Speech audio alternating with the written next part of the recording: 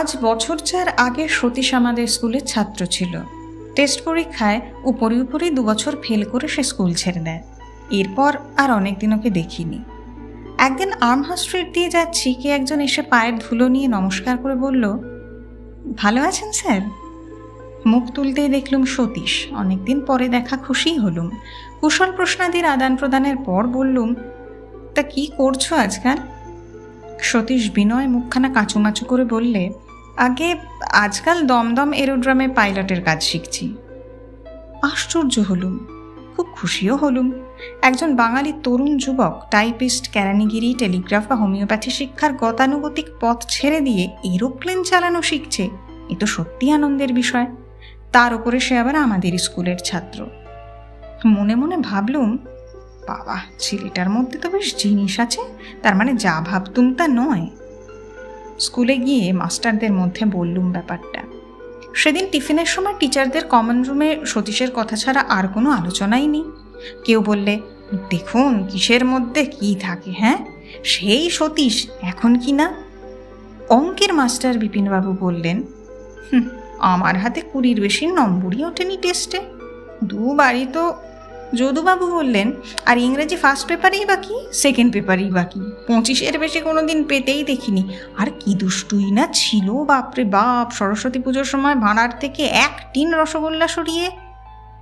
ইতিহাসের ছোকরা টিচার অরুণবাবু বললেন, তাই হয় মশাই, হিস্ট্রিতে যারা বড় বড় নেতা মন্ত্রী হয়েছেন, নেপোলিয়ান বলুন, আলেকজান্ডার বলুন, লর্ড ক্লাইভ বলুন, ও গিয়ে বলুন, সব দেখুন বিবেচনা করে।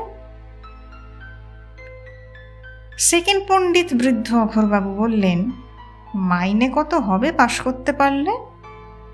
অরুণবাবু বাইরের টিচারদের মধ্যে সকলের চেয়ে বেশি খবর রাখতেন। তিনি বললেন, তা সেকেন্ড ক্লাস পাইলটের সার্টিফিকেট পেলেও ধরুন গিয়ে 150 টাকা থেকে তো শুরু বটেই।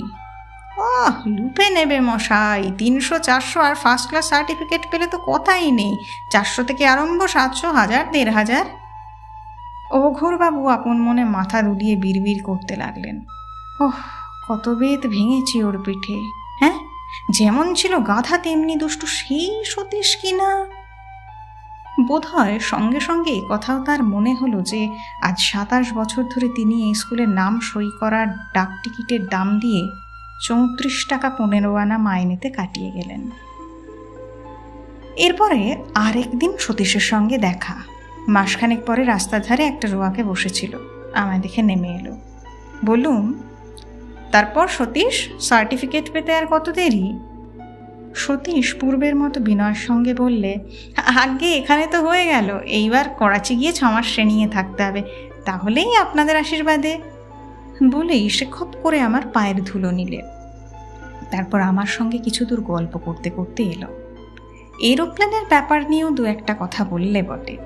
আমি বললুম, আচ্ছা, পাইলটের কাজে তো বিপদও আছে, কি বলো? স্যার, আর কিছু বিপদ না, এরোপ্লেন চালাতে চালাতে মাঝে মাঝে লাইটনিং পড়তে পারে, ওই এক ভয়। বলো কি, এরকম তোমার হয়েছে নাকি কখনো? হয়নি স্যার, বাপরে, কতবার মরতে মরতে বেঁচে গিয়েছি। আচ্ছা, একটা ঘটনা বলো দেখি, বড় ভালো লাগছে তোমার কথা। আর একদিন বলবো স্যার, আজ মামা বসে আছেন দাড়ি কামাবেন বলে, আমায় নাপিত রাখতে পাঠিয়েছেন, বেলা হয়ে যাচ্ছে। মধ্যে মাস কয়েক আর ওর সঙ্গে দেখা হয়নি। তারপর একদিন হঠাৎ আর্মহার্স্ট স্ট্রিটের সেই গুড়ির মোড়ে দেখা। সতীশ আমার পায়ের ধুলো নিয়ে আগে প্রণাম করলে, ভারী বিনয়ী ছোকরা। তারপর বললে, ছুটিতে আছি স্যার, এরোড্রামের কাজ ছেড়ে দিলুম করাচি গিয়ে, দেখলুম ও আমাদের পোষায় না, সঙ্গে সঙ্গে বোম্বেতে একটা ভালো চাকরিও পেয়ে গেলাম কি না, এই রেলে আর কি। এই তো মঙ্গলবার ছুটি নিয়ে এসেছি, আবার সামনের হপ্তাতেই যাব। বললুম, তা বেশ, তা কত টাকা মাইনে হলো? আগে 80 টাকা। ও তোমার ভালোই হয়েছে। আর স্যার উন্নতিও তো আছে খুব, 80 থেকে শিগগিরই 100 হবে, 200 পর্যন্ত গ্রেড। তবে বড় খাটুনি, সকালে উঠে যাই ফিডি বেড়া সেই 12টা, ওদিকে 3টে থেকে রাত 8টা। তবে হ্যাঁ, উপরি আছে। কিসের কাজ? আগে গুডসের, যত ফরেন পার্সেল। তারপর সে পার্সেলের কাজের নানা খুঁটিনাটি বর্ণনা করে গেল। ওদের বড় সাহেব খুব ভালোবাসে ওকে। বড় সাহেব একদিন ওকে ডেকে বাড়ির কথা জিজ্ঞেস করছিলেন। বাঙালির খুব খাতির সেখানে, বাঙালি বেশি নেই কি না। এরপরে মাসখানেক ধরে সতীশের সঙ্গে প্রায় দেখা হয়। দেখা হলেই তাকে বম্বের কথা জিজ্ঞেস করি, সেখানে কেমন থাকার সুবিধে ইত্যাদি সম্বন্ধে অনেক কথাই হয়। তারপরে পড়ল পুজোর ছুটি। ছুটির পরে এসে মাস 2 পরে আবার সতীশের সঙ্গে দেখা। বললুম, কি হে, ছুটি নিলে নাকি আবার? আগে হ্যাঁ স্যার, এই কাল সবে এসেছি, মার অসুখ কিনা, আবার যাব একটু ভালো দেখলেই। মাসখানেক রোজই সতীশকে দেখি। ওর মায়ের অসুখ নাকি এখনো সারেনি। আবার কিছুকাল দেখলুম না, তাহলে বোধহয় বোম্বাই চলে গেছে।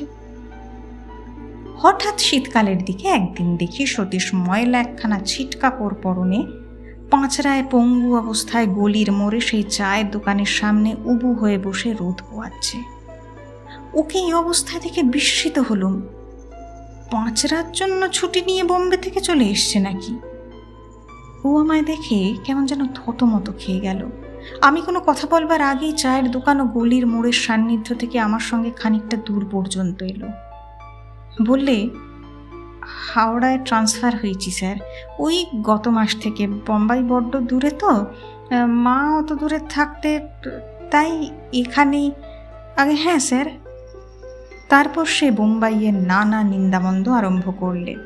সে দেশের লোকের সঙ্গে বাঙালির পোষায় না, জিনিসপত্রের আঁকড়া, থাকার অসুবিধে। তা বললুম, থাকতে কোথায়?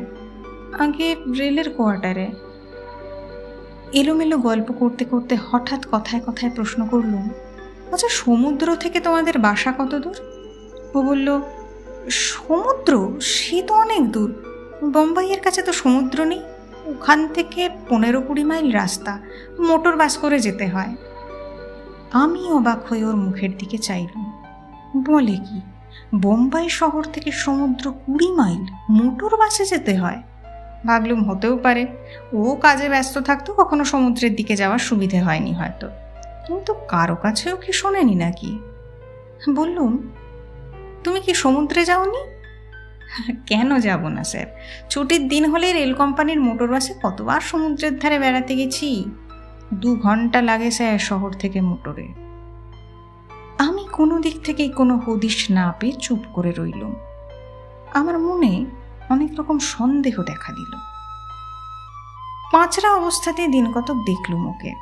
তারপর পাঁচরা সেরে টেরে গেলে সুস্থ অবস্থাতেও বেলা 10:30টার পর ফুটপাতে রোদ পোহাতে দেখলুম কয়েকদিন। একদিন আমায় বললে, স্যার মার বড় অসুখ কিনা, তাই আপিসে যাইনি। সেদিন আমাদের ডিপার্টমেন্টের বড় সাহেব মাকে দেখতে এসেছিলেন। আমায় বললেন, মুখুজ্জে, তুমি মায়ের অসুখ সারা না পর্যন্ত ছুটি নাও দেখি, কোনো ভয় নেই, আমি ছুটি দিচ্ছি। বড় ভালোবাসেন আমাকে। মাঘ মাসের প্রথম থেকে ওকে আর দেখলুম না প্রায় দিন 20। একদিন সেই চায়ের দোকানে জিজ্ঞেস করলুম, আচ্ছা সতীশ কি আবার বোম্বাই চলে গেল নাকি? ওরা বললে, কোন সতীশ? এই গলির মধ্যে থাকে, রোগাপানা ফসা মতো। সে বোম্বাই যাবে কেন বুঝতে পারলাম না তো। বললুম, না সে বোম্বাইতেই চাকরি করতো কিনা, হাওড়ায় আসে বদলি হয়ে, তাই বলছি। চায়ের দোকানি অবাক হয়ে বললে, সতীশ বোম্বাইয়ে চাকরি করত? কি বলছেন? সে কি করতো না হাওড়ায় আসার আগে? কি বিপদ! আরে হাওড়াতেই বা সে কি করতো মশাই? কবে করতো? কি সব বলছেন আপনি? আচ্ছা আপনার কাছ থেকে আবার টাকা করি নেয়নি তো? সতীশ সেখানে মামার বাড়ি থাকতো। আরে লেখাপড়া ছেড়ে দিয়ে বাড়ি বসে খেত, চাকরি বাকরি কিচ্ছু করতো না। ওর মামা তিনকড়িবাবু প্রায়ই ওকে বকতেন, অতি কুঁড়ে আর বাজে বকুনি জাহাজ একেবারে। এই চায়ের দোকানে দিন রাত বসে থাকবে আর বক বক করবে। আমি বলতাম যে, সতীশবাবু আমার খদ্দের আসবে, তুমি অত বকনি, এখন বাড়ি যাও। সে আবার বোম্বাইয়ে চাকরি করবে নাকি? কি যে বলেন। আচ্ছা সে করাচিতে গিয়েছিল না এরোপ্লেনে কাজ শিখতে? দূর, তারা মাথা কোথাও নড়েনি মশাই। এই 3 বছরের মধ্যে কোথাও যেতে দেখিনি। তবে দিন কতক আমার দোকানে চা তৈরির কাজ করতো, মাসে জলপানি 5 টাকা করে দিতাম। আচ্ছা এখন সে কোথায় তাহলে? এই তো মামা ঝগড়াঝাটি করে সেদিন বাড়ি থেকে ওকে তাড়িয়ে দিয়েছে। মা তো নেই, অমন ভাগ্নেকে জায়গা দিয়েছিল মামারা, এই ঢের। আজ 8-10 বছর ওর মা মারা গিয়েছে। এই 8-10 বছর মামারা বসিয়ে খাওয়াচ্ছিল, তো এখন বড় হয়েছে আর বসে খেলে তারা শোনে কি? আপনি বলুন না মশাই। আমি আর সেখানে দাঁড়ালুম না।